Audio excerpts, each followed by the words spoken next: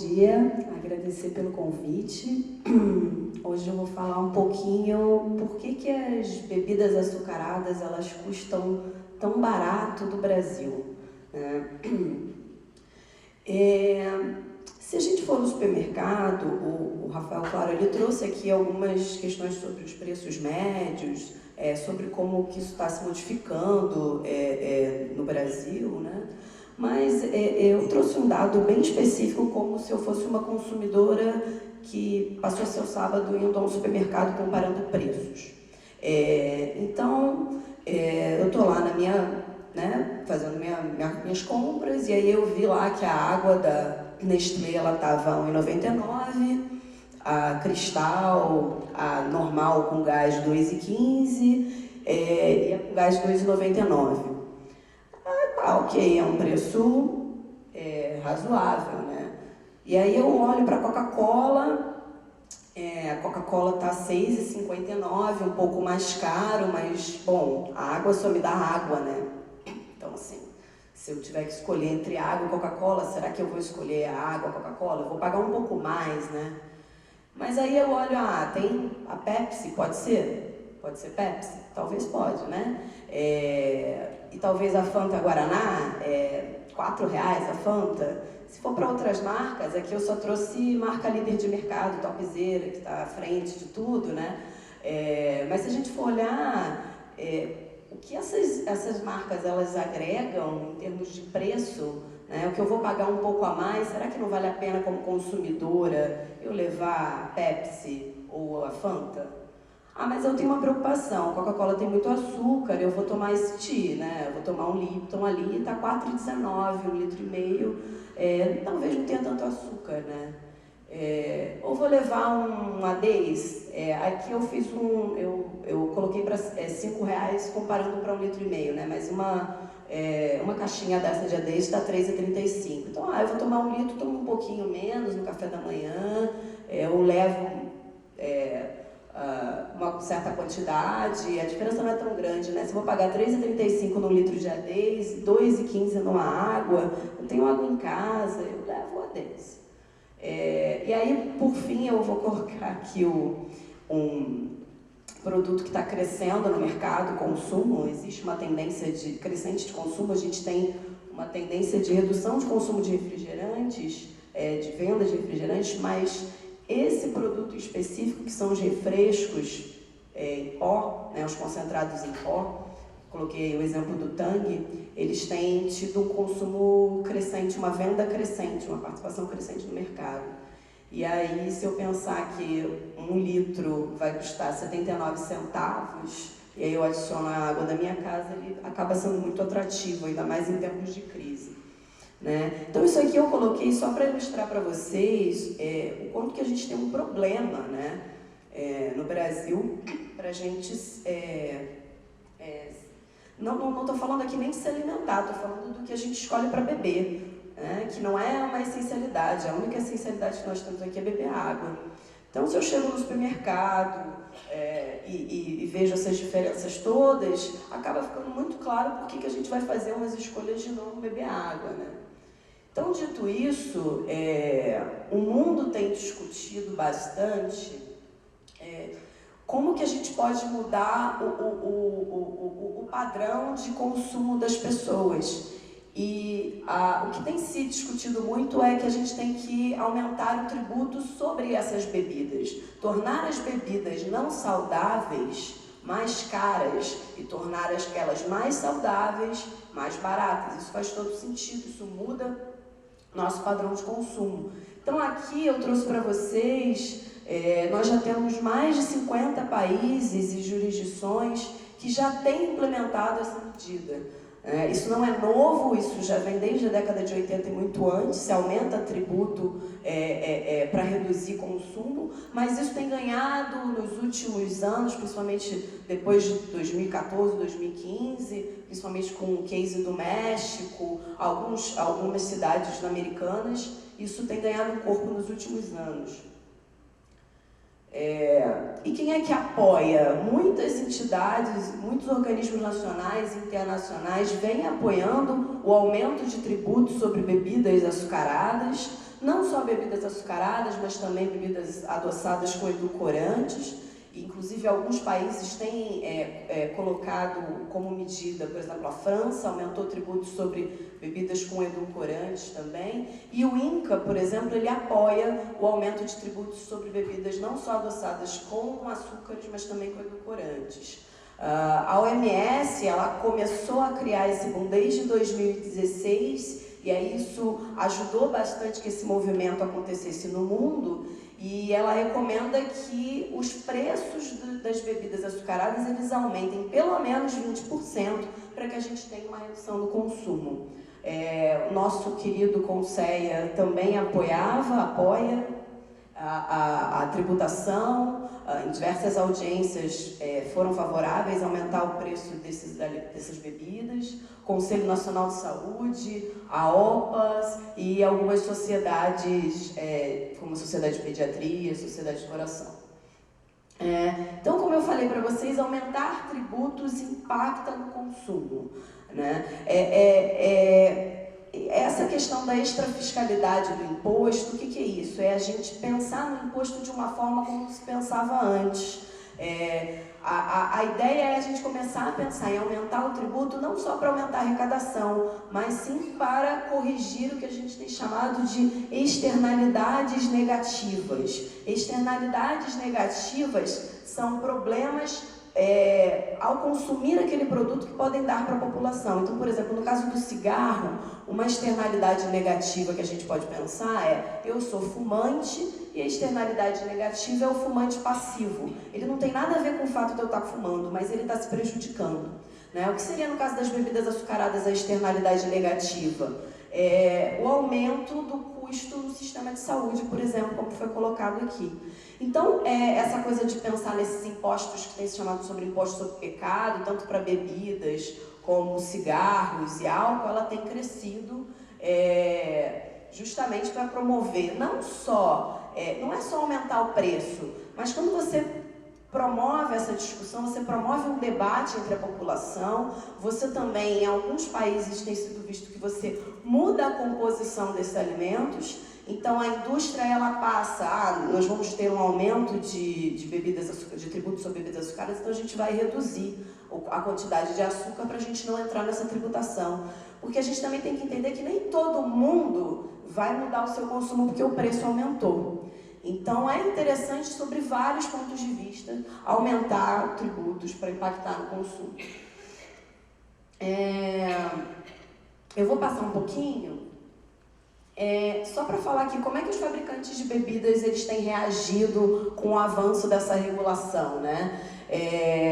Eles descrevem vários relatórios, vários documentos que são favoráveis, que vão ser parte da solução. Nós também somos parte do problema, nós também estamos junto com vocês. No entanto, quando a gente vai para a discussão nas audiências, na verdade, o que eles querem é reduzir essa regulação. Eles não querem a regulação, né? Aqui eu trouxe para vocês um gráfico, colocando... Esse gráfico é da Coca-Cola, foi um vazamento do Wikileaks que saiu. E aí são as medidas que a Coca-Cola coloca como assim, com maior impacto no negócio e com maior probabilidade de se materializar. Então, o que eles botam ali no Fight Back, se vocês olharem lá em cima, né, o que a gente tem que controlar é aumentar a tributação de bebidas e de outros produtos. Então, isso saiu e eles utilizam várias táticas para barrar o avanço dessas políticas. Como é que vai o Brasil nessa história, né? Eu falei para vocês que o mundo todo ele está discutindo que a gente tem que aumentar os tributos sobre esses produtos. Bom, o Brasil ele vai mal. O Brasil está na contramão, isso foi colocado rapidamente na apresentação, mas a gente não tem um produto específico e além da gente não ter um tributo específico para bebidas açucaradas, a gente tem uma tributação que favorece as bebidas não saudáveis. Então, quando a gente coloca ali a tabela, uma comparação olhando a tabela do imposto sobre produtos industrializados, quando a gente olha para a água mineral, ela tem um imposto de 4%. E aí você olha para o refrigerante, ele tem um imposto de 4%. Só que se esse refrigerante ele for de laranja, por exemplo, ele vai ter um desconto de 50%, de 25%. E se ele for com guaraná, ele tem um desconto de 50% no seu IPI. Então, o produtor lá da Fanta Guaraná, ele vai pagar 2% de IPI. Então, isso só para começar. Aqui só para mostrar para vocês, isso aqui vocês não vão conseguir visualizar, mas isso aqui é uma cadeia produtiva da produção de refrigerantes. A produção de refrigerantes ela é bastante incentivada em toda a sua cadeia produtiva. Não é só na Zona Franca de Manaus, mas em vários momentos, desde a produção da água, que não é tributada, até o IPI no produto final, que eu falei para vocês, há uma série de incentivos e benefícios nessa cadeia. Vou falar um pouquinho da Zona Franca de Manaus. O que é a Zona Franca de Manaus e o que ela tem a ver com essa história da tributação de bebidas açucaradas no Brasil? Quando a gente começou a investigar essa coisa, bom, a gente quer aumentar tributo sobre bebida açucarada, como é que a gente vai fazer isso? A gente começou a ver como é que era o cenário brasileiro, né? E aí a gente viu que nesse cenário a gente tem um incentivo massivo aos produtores de bebidas que têm os seus concentrados produzidos na Zona Franca de Manaus. São cerca de 25 a 30 produtores de xaropes para produzir o refrigerante e eles se localizam nessa região da Zona Franca. Então, o que acontece? Boa parte das bebidas açucaradas, os xaropes dessas bebidas é produzido nessa Zona Franca. E essa Zona Franca ela é altamente incentivada, tem uma série de benefícios. PIS, COFINS, IPI, Imposto de Renda sobre Pessoa Jurídica, tem uma série de incentivos. Então ela foi criada para incentivar essa região econômica distante, só que o que aconteceu? Nos anos 90 os fabricantes de concentrados, e aí leia-se, estamos falando basicamente de Ambev, de Coca-Cola e de Brasil Kirin, que hoje é Heineken, que são as maiores do mercado, foram para essa região e se beneficiam enormemente sobre os créditos e sobre os incentivos da região. Aqui eu falei para vocês dos abatimentos, isenção de IPTU, abatimento do imposto de renda de 75%, e eu queria destacar uma questão especial, que é o duplo incentivo do IPI. Eu acho que vocês já ouviram falar em algumas notícias, tem circulado recentemente, que a indústria está brigando para aumentar o imposto do IPI da bebida açucarada. Eu não sei se vocês têm acompanhado isso, mas eu acho que quem acompanhou isso acompanha com algum estranhamento. Eu, quando comecei a estudar essa história, eu não entendi nada. Eu falei, peraí, a indústria quer aumentar imposto. Por que a indústria quer aumentar imposto? A indústria geralmente não quer pagar imposto, né? Mas então, como é que acontece isso? O que acontece na Zona Franca de Manaus?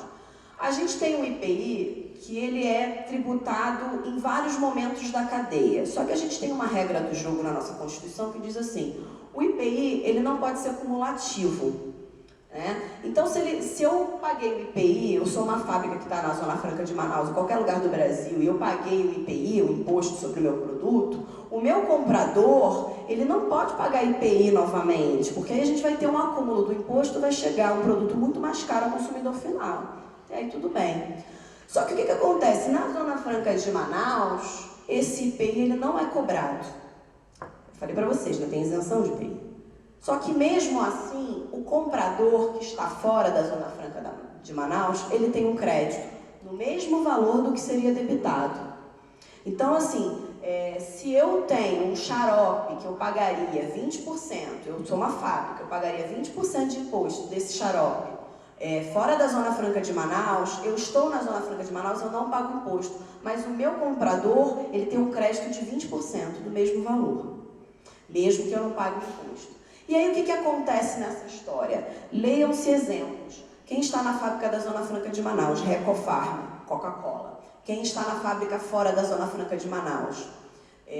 Brasal, Coca-Cola. CVI, Coca-Cola. Solar, Vompar, são várias engarrafadoras que são subsidiárias da Coca-Cola. Então aqui tem uma manobra tributária em que, apesar de não haver débito, há um crédito.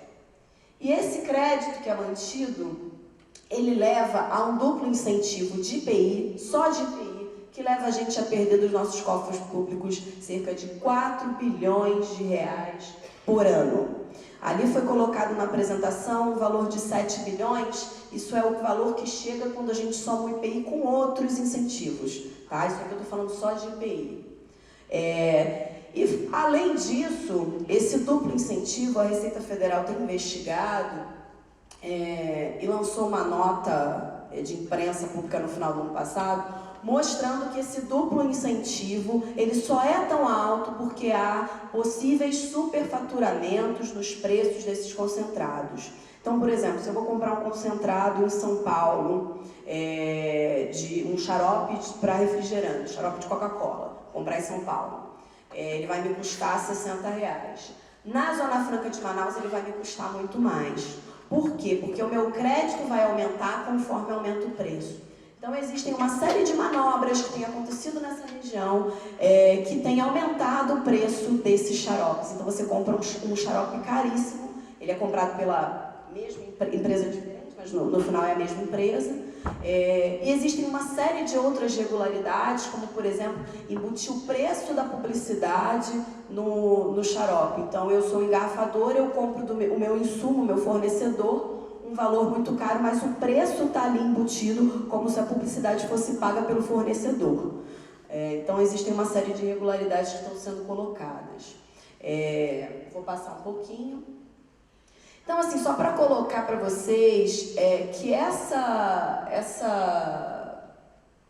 Zona Franca, ela gera poucos benefícios para a indústria da Zona Franca de Manaus, né? Ela tem um faturamento de quase 9 bilhões, isso são dados da Receita, e os fabricantes de concentrados, eles gastaram apenas 215 milhões com a compra de insumos da região. Então, assim, para o desenvolvimento da região, para aqueles que de fato trabalham, os trabalhadores da região, só foi gasto 215 na contrapartida de um faturamento de quase 9 bilhões. Então, quando a gente fala de concentrados, a gente de fato não está desenvolvendo essa região da Zona Franca de Manaus. Além disso, são 800 empregos diretos apenas que ela movimentou em 2016, enquanto que a indústria de refrigerantes no Brasil como um todo empregava quase 50 mil pessoas no mesmo ano. Tá? Aqui eu só vou colocar para vocês umas atualizações. Tivemos em maio do ano passado,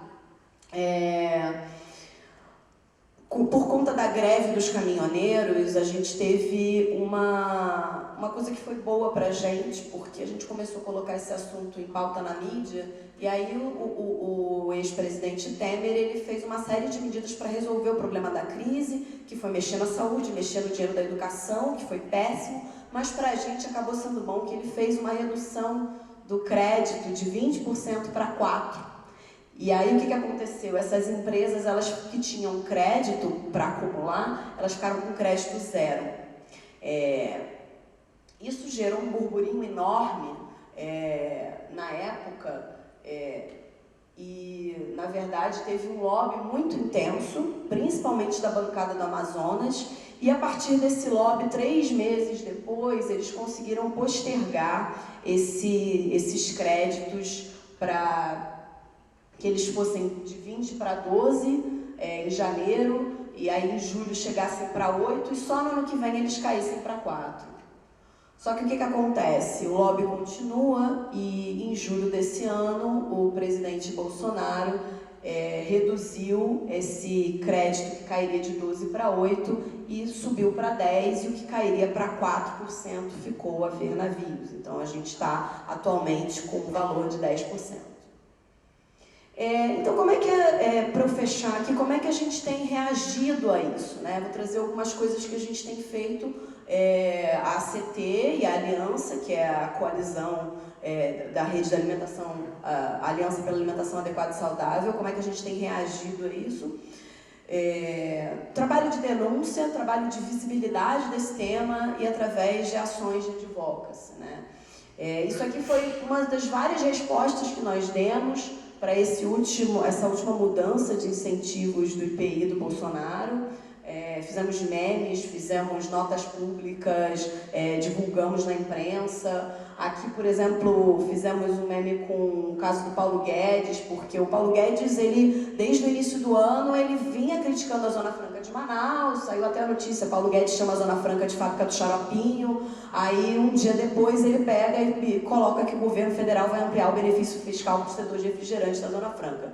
Então, a gente fez essa brincadeira para divulgar e expor o tema. A gente tem exposto o tema em parceria com os meninos do Joio e do Trigo. Eles têm mais de 20 artigos sobre o assunto. Eu super convido vocês a falarem sobre, a buscarem isso. Tem bastante... Eles fazem uma pesquisa muito rica sobre isso.